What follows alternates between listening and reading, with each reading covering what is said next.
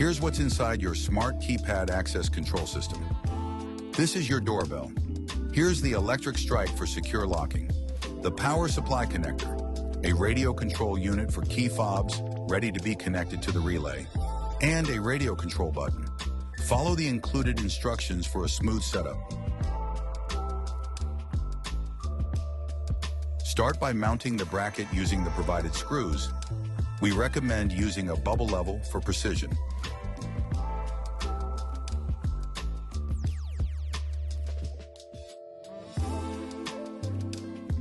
Next, adjust and trim the electric strike for a perfect fit using the supplied tool. Connect the wires according to the instructions.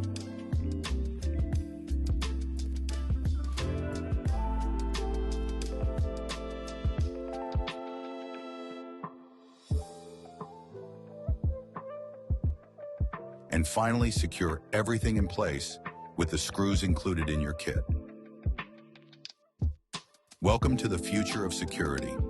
Easy, smart, and reliable.